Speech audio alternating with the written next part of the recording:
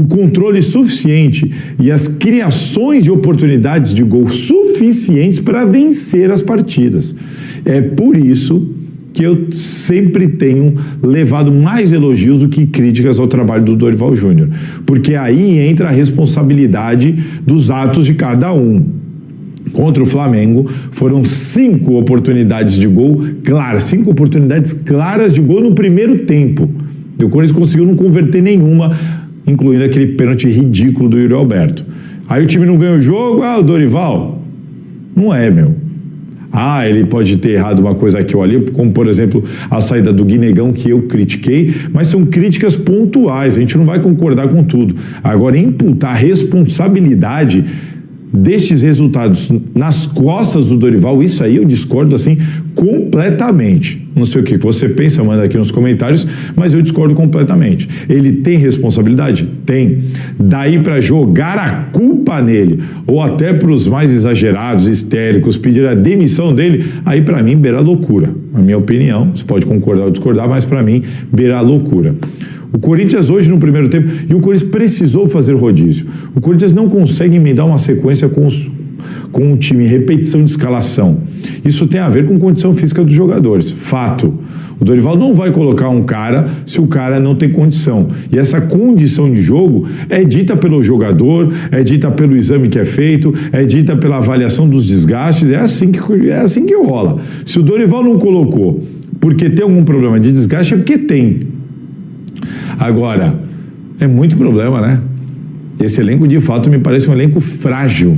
Um elenco que tem dificuldade de suportar essa sequência de jogos, que se machuca em demasia. É um elenco, me parece frágil, fraco na questão física. E não acho que isso tenha a ver com um trabalho individual lá, não acho que isso tenha a ver com a comissão técnica, acho que é perfil, de fato, desses jogadores. Olha o Tchoca. Tchoca é jovem, não vinha jogando. Atuou contra o Flamengo, foi substituído e hoje não tinha condição de jogo. Enfim, estou falando isso porque a gente viu o Corinthians utilizar em algumas posições o terceiro reserva. O Hugo é o terceiro reserva da lateral. O Rian, eu nem sei, se você pegar os 4 no meio campo, o Rian, ele entra onde? Ele é o 5º, 6º, 7º, 8º cara para essa posição. De volante, então, você tem o Ranieri, você tem o Martins, você tem o Maicon, você tem o Charles, e aí talvez você tenha o Rian. Se eu não estiver esquecendo de alguém. O Breno Bidon, que em tese é o segundo homem de meio campo. Então, assim, e utilizando o elenco, o terceiro reserva de algumas posições, a gente vê o Corinthians organizado, sem sofrer no primeiro tempo, controlado, seguro atrás, criando possibilidades de gol, marcando 2 gols, um deles foi anulado. Então, assim, é aí que eu me apego ao trabalho do treinador. O cara com este elenco, com esses jogadores à disposição para essa partida, faz o Corinthians jogar assim. Tudo bem, o Inter é frágil, mas na rodada passada foi o Flamengo. E o primeiro tempo o Corinthians deitou e rolou para cima do Flamengo. Mas o jogo tem os 2 tempos. Ok, mas você poderia ter construído uma vantagem e jogado de maneira mais confortável no segundo tempo. Porque claramente as coisas vão ficar mais difíceis, porque a gente está falando também do outro extremo, né? O melhor elenco da América Latina.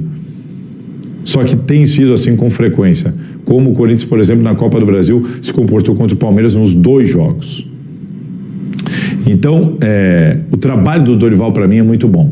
O que não tem sido muito bom são as decisões de vários jogadores do Corinthians, como a decisão do Yuri Alberto de bater aquele pênalti, como a decisão do Kaká de agarrar a camisa do cara, como outras e outras tantas decisões que a gente tem acompanhado nesse Campeonato Brasileiro, além da arbitragem que eu já vou falar. Mas o grande problema contra o Internacional hoje foi o comportamento individual de alguns atletas. O que eu questiono do Dorival Júnior são 2 trocas, uma que aconteceu e uma que não aconteceu. Por exemplo, hoje, quando ele fez as substituições, ele trocou 6 por meia dúzia, no meu entendimento, para dar gás e manter o time bem, fisicamente, na partida com resultado magro. Então ele coloca o Martins no lugar do Ranieri, ele coloca o André no lugar do Breno Bidon, que aliás saiu no intervalo, muito provavelmente por causa do desgaste do jogo passado, e daqui a 2 dias e meio o Corinthians entra em campo de novo e vai precisar do Breno Bidon, porque o Garro não vai poder jogar mais uma vez. Então, você tem o Matheus Bidu no lugar do Hugo. Então, assim, as substituições, tudo bem, tudo dentro de uma normalidade pelo que você pensa de jogador e pelo que você entende também da sequência do campeonato, como é o caso do Breno Bidon. Agora, o Guinegão pelo Romero. Cara, o Guinegão de novo. De novo. O menino tem 18 anos, cumpriu suspensão contra o Sport. Cara, saiu aos 23 contra o Flamengo e hoje de novo. Eu não tiraria o Guinegão mais uma vez, que marcou gol hoje e só não marcou contra o Flamengo porque o Yuri não deu aquela bola para ele. O menino tem estrela, é bom de bola, tem personalidade. E parem de falar que o Guinegão é trombador e que não sei o quê. Ele tromba, ele briga, ele é aguerrido, mas ele é bom de bola. Ele retém bola, ele sustenta a marcação, ele gira, ele pisa, puxa, abre, triangula, passa bem, participa do jogo, aparece na área para finalizar. Como é bom jogador. Além dele, Breno Bidon. De novo, um primeiro tempo, para mim, melhor em campo disparado. Aliás, a bola pro gol do Guinegão, né? Começa com a participação também do Breno Bidon. E uma coisa interessante, o Corinthians gira, né? Se eu não estiver enganado, o Ranieri para Anrileri vira tudo, Mateuzinho, mais uma assistência do Mateuzinho e gol do Guinegão. E tem também o passe do Breno Bidon para o gol do Hugo, que acabou sendo invalidado. Então, assim, olha os passes que o Breno Bidon deixou os jogadores do Corinthians na cara do gol contra o Flamengo e contra o Internacional. Gols que não vão computar, né, como assistência para ele, porque esse foi anulado e os outros foram desperdiçados contra o Flamengo. Então é um jogador de uma visão diferente, de uma rotatividade diferente, de um trabalho técnico diferente apurado nesse meio campo do Corinthians, seja como segundo homem, como eu gosto de ver ele vindo de trás, de frente, ou agora até um pouquinho mais avançado como meio armador. Como é bom de bola Breno Bidon, e tem colocado os caras na cara do gol, mas o Corinthians não tem aproveitado. Então, assim, eu queria fazer esses dois destaques positivos, e a minha crítica ao Dorival, eu falei que são duas. Tirar o Guinegão de novo e não tirar o Kaká. Porque o Kaká, claramente, durante o jogo, a gente percebeu o Kaká, ele até afastou bastante bola de cabeça, o mérito dele foi jogada aérea, ele conseguiu afastar bastante bola de cabeça, mas ele era um jogador temeroso. É um jogador que traz perigo, que te deixa com o pé atrás. Tomou amarelo muito cedo. Eu até achei que ele ia ser expulso em dado momento do jogo. Então, é um jogador de risco. O Dorival deveria ter tido a percepção, o sentimento, o feeling de tirar o Kaká. Tá? Outro jogador poderia ter feito uma besteira? Poderia. Mas o Kaká precisava ter sido substituído. Estava claro, eu achava que ele ia ser expulso. Eu tinha para mim que ele ia ser expulso a qualquer momento. Kaká, que xingou a mídia, né? Falou demais, não tem moral para falar nada, como ninguém deveria ter falado o que ele falou, até por uma questão de respeito. Ele nem tinha motivo para falar o que ele falou, mas é daqueles jogadores que aparecem mais porque fala do que pelo que joga. O Kaká fez o pênalti? Não fez o pênalti. Eu não acredito que ele fez o pênalti. Mas ele deu motivo.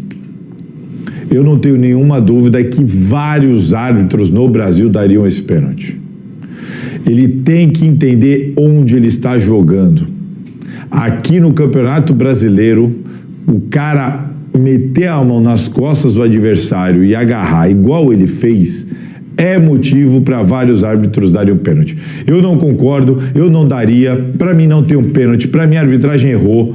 Tá? É bom destacar aqui, Rodrigo José Pereira de Lima é o árbitro, Gilberto Rodrigues Castro Júnior era o VAR. E quando você analisa o vídeo do VAR, fica pior ainda, porque o VAR diz o tempo inteiro que não tem impacto, que não vê impacto na jogada. Depois ele muda de opinião e diz que vê impacto. O árbitro no campo fala que para ele não foi absolutamente nada. Ele vai pro vídeo, fica na dúvida, chama o Bandeira, discute. Aí ele diz que tem impacto, mas pergunta, vocês concordam comigo? Aí vai pro VAR, não, concordo, por isso que eu te chamei, o cara que ficou 90% do tempo analisando, achando que não tinha impacto. Aí em algum lance em câmera lenta, uma câmera, eu acho que tem, chama o árbitro. Então, assim, não há convicção de ninguém. O que há é uma busca. Esse é o famoso pelo em ovo. Cara, eles querem pegar algum detalhe para... Opa! Com isso aqui, dá para justificar um pênalti. Que é o analista lá de... Analista de nada, como é que chama? O cara da TI. Analista de desempenho, analista de sistema de jogo, isso que vocês não quiserem entender. O analista de desempenho, que é a profissão que mais cresce no Brasil, analista de desempenho, tava no gramado ontem reclamando, velho. O que o analista de desempenho tem que fazer no gramado? Ó, velho, o Corinthians tá largado, meu irmão. Acabou. Entendeu? Acabou. Se o analista de desempenho tá no gramado para fazer isso, então é uma situação lamentável, tá? O cara da TI tava lá. Então, gente, a situação agora, o que o professor Isildo falou, eu falei ontem aqui, né? Não dá pro nosso querido aí, não dá pro nosso querido Romero fazer gracinha lá na frente com o Corinthians ganhando por 1-0 no finalzinho do jogo. O Romero se acha, né? O Romero se acha craque, o Romero não joga nada. O Romero nunca jogou nada, nunca, em toda a sua carreira, nunca jogou nada. Tá? Teve uns lampejos aí, em alguns anos, não joga nada. Os Romerete, meu irmão, vocês têm que engolir essa. O Romero não é ídolo do Corinthians. O Romero não pode ser um cara que ganha um título, 2 é ídolo do Corinthians, não pode ser, meu irmão. Não é assim, não. Entendeu? Eu não aguento mais ver o Romero no Corinthians. Ah, dá um tempo, meu irmão, tá? Então, assim, velho, não tem... não tem como a gente ver um Romero aí, tá fraco esse analista aí com esse desempenho desses jogadores, pelo amor. O cara que analisa, né, os reforços do Corinthians, né? Hein? Se ganhar do Mirassol, eu mudo meu nome, Rafael. O jogo contra o Mirassol será osso. Sim. Não esqueça do Martins também, arrumando briga e fazendo o juiz daqueles acréscimos. Verdade. Eu já citei ontem, tá? Romero, Martins, Bidu, tá? Os culpados, né? Os culpados além do Kaká, entendeu? Os culpados além do Kaká, né? A gracinha, né? Do seu Bidu lá na frente, no calcanhar, o Romero, né, querendo pentear a bola, enfim, fazendo gracinha, no campo de defesa ainda, né, eu falei no ataque, mas foi no campo de defesa. Enfim, o Martins arrumando confusão desnecessária. O Martins não quer jogar mais bola, entendeu? O Martins não quer jogar mais bola, não quer mais jogar futebol, ele só quer ficar arrumando confusão, tá? E eu vi isso também, né? O Mateuzinho falando da preparação física no final, você viu, o Érico Monteu, eu vi. Né? Os caras só desgastam, né, o elenco desse jeito. Pô, o Mateuzinho falar que era um jogo difícil, pegado, ainda mais que eles têm um preparador físico que era nosso. Pô, velho, os caras pagam mó pau pro preparador físico dos caras, velho.